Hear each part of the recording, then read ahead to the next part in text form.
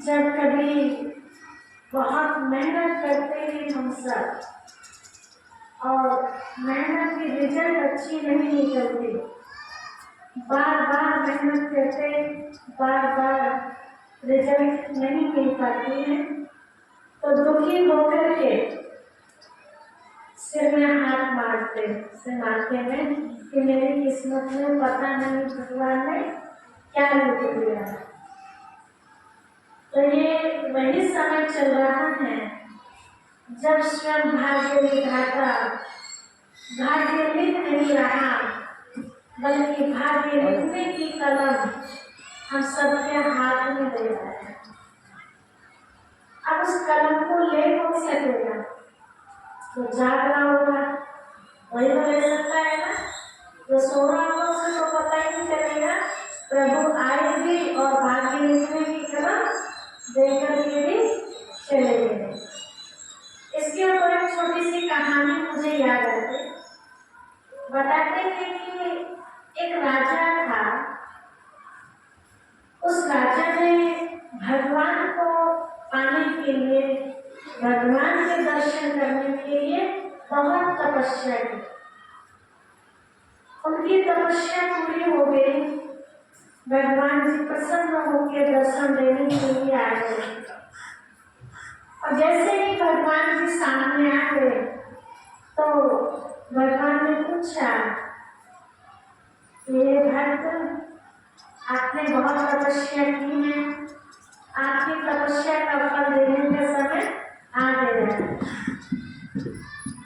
आपको जो चाहे वरदान लेना हो वो आप ले सकते हो।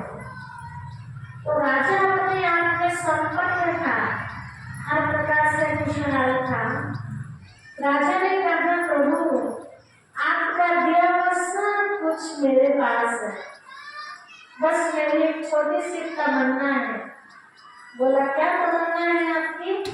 तो बोला, प्रभु जैसे आपने मुझे दर्शन दिए हैं, मैं चाहता हूँ मेरे नगरवासी भी आपका दर्शन करें। तो प्रभु ने कहा कि सोच लो, क्या आपके नगर निवासी, आपकी प्रजा मेरा दर्शन करना चाहेगी भी? तो बोला, प्रभु वाह, ऐसा कौन होगा जो आपका दर्शन ना करना चाहे? तो प्रभु ने कहा, ठीक है, टाइम फिक्स कर दिया, स्थान फिक्स कर दिया।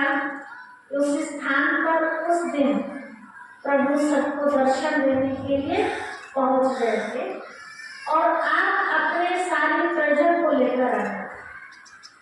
राजा बड़ा खुश हो गया ये सूचना लेकर, नगरवासियों के पास ढिंढोरा पिटवा दिया, एक एक के कान में ये बात पहुंचा दी कि फला स्थान पर उस समय प्रभु सबको दर्शन देंगे।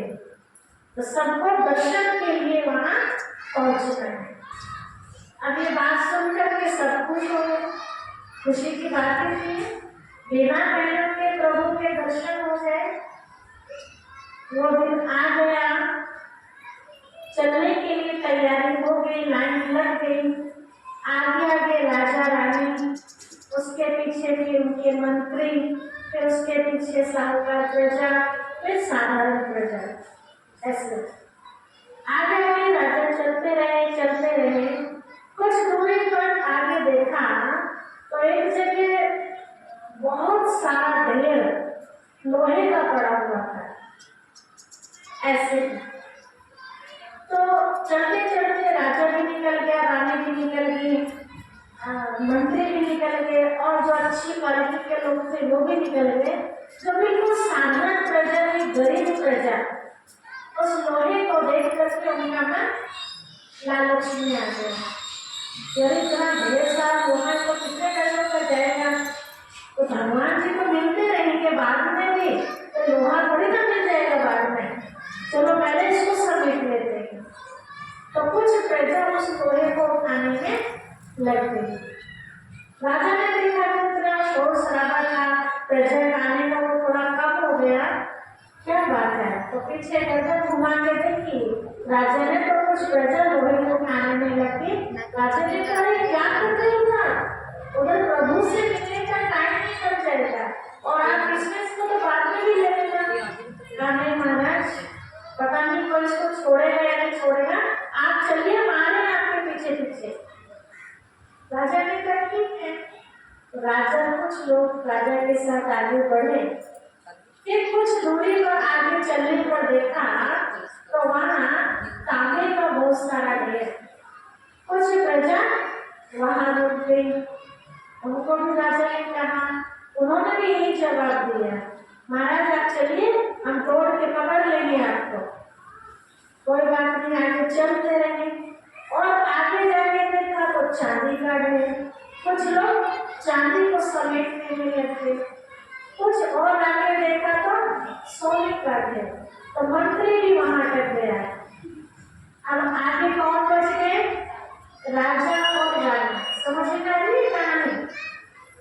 जो राजा की तमन्ना थी कि सब प्रभु से एक बार मिले तो सबकी मनोकामनाएं पूरी हो जाएगी, लेकिन उनकी कामना कहाँ तक अटक गई, किसी के लोहे में, किसी के तांबे में, किसी की चांदी में, तो किसी की सोने में। अब राजा रानी बच गए। रानी ने कहा प्रभु चलिए हम ही चलते। रानी चल पड़ी। कुछ दूरी पर आगे जाके देखा तो बहुत सुंदर सुंदर पेड़ और उन पेड़ों पर अलग अलग तरह के गहने लगे हुए थे, हीरों से जड़े हुए। गले का सेट, कानों का, माथे का, ये सब चूड़ियां आदि जो बहनें पहनती हैं वो सब बड़े चमक धमक वाले। रानी की दृष्टि उस पर पड़ी।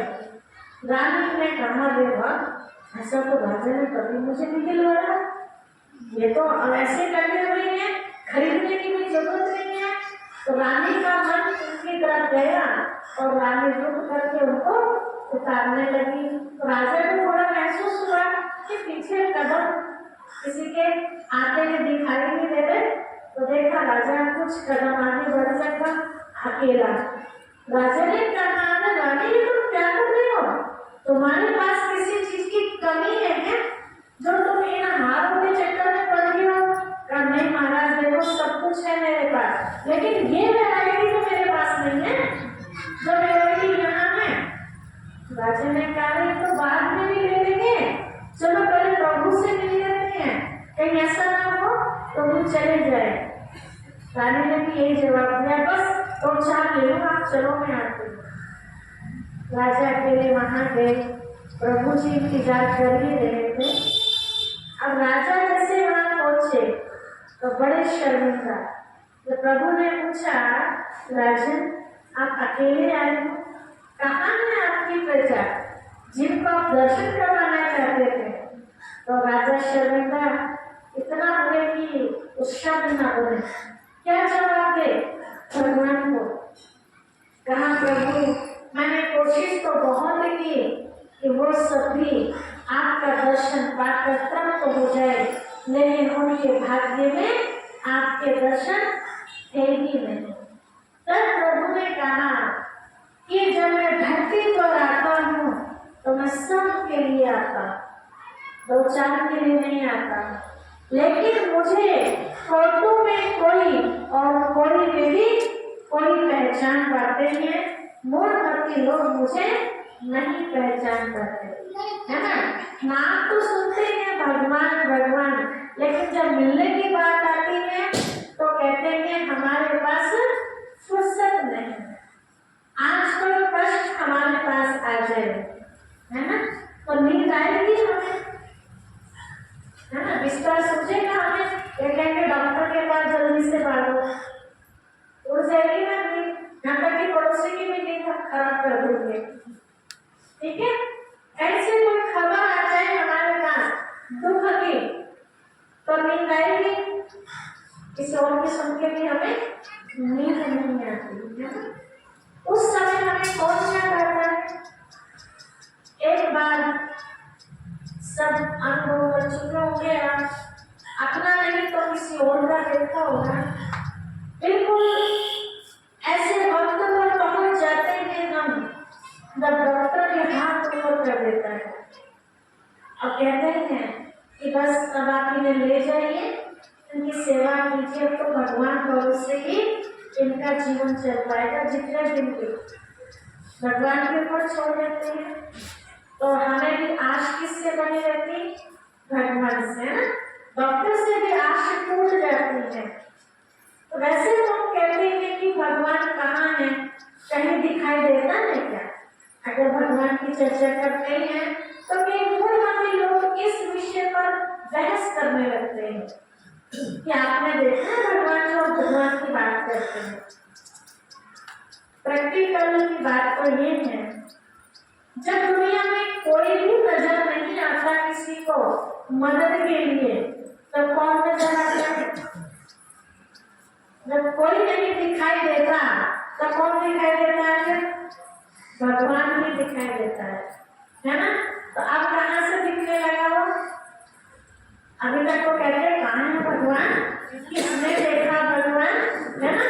अब क्यों भगवान की यादों में आ रही है? जरूरत पड़ने पर, है ना। आप विचार करो, आप सब माता पिता बैठे हुए हैं,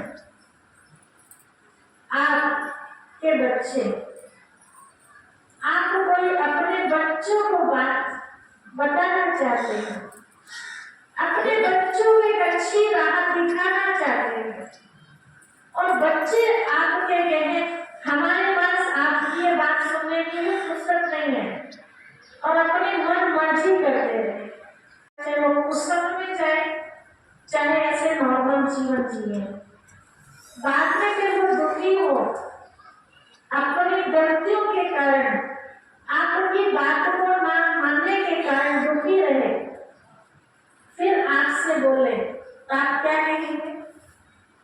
क्या कहेंगे आप?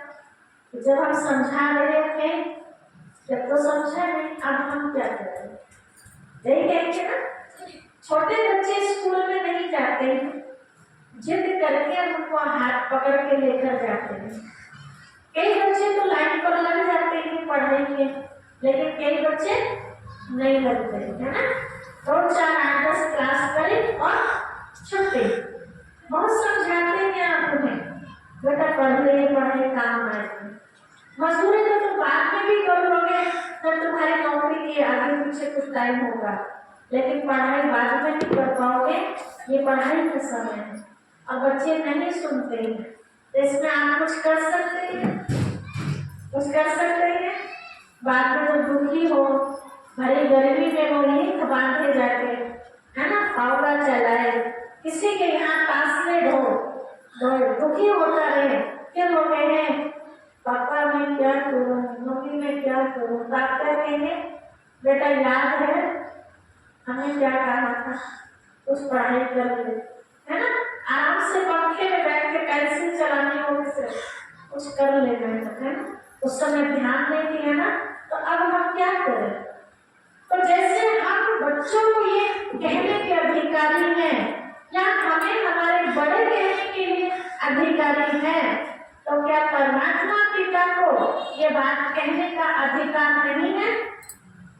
है ना। कि बच्चे जब मैं धरती पर आया था तुम सबको समझाने के लिए कि बच्चे पाप क्या है, पुण्य क्या है, पाप कर्म से कैसे बचो, अपने जीवन को अच्छा बना लो। तो उस समय तो सुने, अनसुनी करते, उस समय तो मन मर्जी करते, शैतान के कहने अनुसार चलते रहे। और आज तुम दुखी हो तो दुख हरता सुख करता पिता परमात्मा को पुकार रहे हो, तो वो क्या करेंगे? कुछ कर सकेंगे? आज जो लोग कहते हैं कि भगवान की बात सुनने के लिए हमारे पास फुर्सत नहीं है, आने वाला समय इतना खतरनाक होगा कि कोई भी मनुष्य किसी का साथ न दे सकेगा, क्योंकि अपनी ही परेशानियां उसकी इतनी बढ़ चुकी होगी, वो अपनी परेशानी नहीं खत्म कर पाएगा, तो फिर एक दूसरे की परेशानी को कैसे खत्म कर सकता है? तो उस समय हम प्रभु को पुकारेंगे, हे प्रभु आओ हमारे दुख दर्द तो प्रभु क्या कहेंगे, बच्चे जब मैं तुम्हारे पास आया था सुनाने के लिए तो तुम्हारे पास फुर्सत नहीं थी, आज तुम्हारा टुकड़ा सुनने के लिए मेरे पास फुर्सत नहीं है उसको अधिकार कहने का या नहीं, है ना। तो कहीं वो शब्द हमें न सुनने पड़ जाए तो उसके लिए क्या करना होगा, क्या करना होगा, समय से पहले ही हम उस पिता परमात्मा की बात को समझ लें, अपने जीवन के अंदर जो गंदगी भरी है, काम क्रोध लोभ मोह अहंकार ईर्ष्या द्वेष नफरत घृणा आलस्य ईर्ष्या आदि, उस गंदगी को निकाल दे, क्योंकि कोई भी गंदा बच्चा किसी को पसंद नहीं आता। अब ऐसे भी देखो आपके घर में छोटा मासूम बच्चा, उसकी नाक बहरी हो, है ना, मुंह आंखों में गंदगी भर रही हो, देख के मतलब समझ सकते हैं जी खराब हुआ, आपका अपना ही लाडला पूरा हो जाए तो लेंगे आप उसे, आपका भतीजा, आपका भाई, आपका पोता, आपकी बेटी लेंगे आप, पहले साफ करने की कोशिश करो, है ना। और एक साफ सुथरा बच्चा, चाहे वो अपना नहीं है, किसी का भी हो, और बड़ा साफ सुथरा है तो लेने को मन करता है ना। तो ऐसे ही हम सब बाहर से बोले कितने भी साफ क्यों ना हो, रोज हम शरीर को नहलाते हैं, अलग अलग तरह के साबुन यूज करते हैं, अलग अलग तरह के कई लोग शरीर को सजाने के लिए क्रीम पाउडर आदि यूज करते हैं, है ना, अच्छे वस्त्र इसको पहनाते हैं, लेकिन अंदर में जो आत्मा बैठी है उसको हमने कितना साफ किया, ये कभी चेक किया। इस देह को, शरीर को देखने वाले हम और आप हैं, लेकिन परमात्मा पिता देह को नहीं देखता, शरीर को नहीं देखता, किसको देखता है परमात्मा पिता, आत्मा को देखता है। तो हमारी आत्मा कितनी साफ है ये हमें यहाँ सिखाया जाता है। अपने आप को हम चेक करें कि मुझ आत्मा के अंदर जो गंदगी भरी है वो निकल भी रही है या नहीं निकल रही है। खाली सुनने से गंदगी बाहर नहीं निकलेगी, ठीक है। गंदगी को निकालने के लिए बहुत सुंदर बड़ा सहज तरीका है। हम सब रोज भगवान के सामने प्रार्थना करते हैं, हे प्रभु मैं कामी हूँ, मैं कपटी हूँ, मैं छली हूँ, मैं नीच हूँ, मुझ निर्गुण हारे में कोई गुण नहीं है, आप मेरे पे तरस करो, मेरे विषय विकार मिटाओ प्रभु। आरती में गाने वाले रोज गाते हैं, विषय विकार मिटाओ पाप हरो देवा, है ना। क्या सिर्फ गाने से पाप खत्म हो जाएंगे, गाने से खत्म हो जाएंगे? नहीं, उनको निकालने से खत्म हो। अब वो निकालने की ताकत हमारे अंदर है नहीं, इतना उन भूतों ने हमारे अंदर वास कर लिया है कि हम निकालना चाहते हैं उन 5 भूतों को, लेकिन वो निकल नहीं पा रहे। हम चाहते हैं कि हम किसी की बुराई न करें, हमारे अंदर किसी से ईर्ष्या ना हो, हम कभी झूठ ना बोले, सभी चाहते हैं ना, लेकिन फिर भी कहीं ना कहीं गड़बड़ कर बैठते हैं, ना चाहते हैं। तो जो गंदगी आत्मा के अंदर भरी हुई है, उस गंदगी को साफ करने का छोटा सा तरीका है।